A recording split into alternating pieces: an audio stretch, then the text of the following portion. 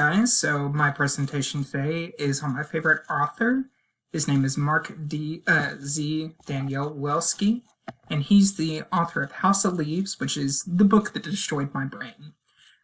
Basically, there's 9 levels to it. The first one, and kind of the core of the story, is this photographer and his wife move to a house. The inside doesn't match the outside in their measurements, and he starts to explore it.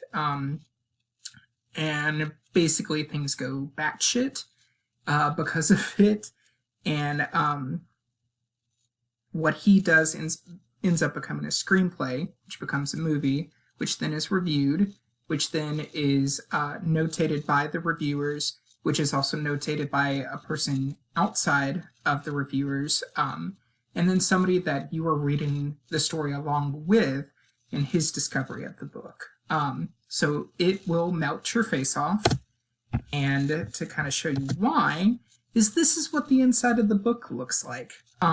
It's very dense and very hard to read at points because you have 3 to 5 different perspectives you're reading at the same time. But favorite book ever, has made me cry multiple times. And yeah, so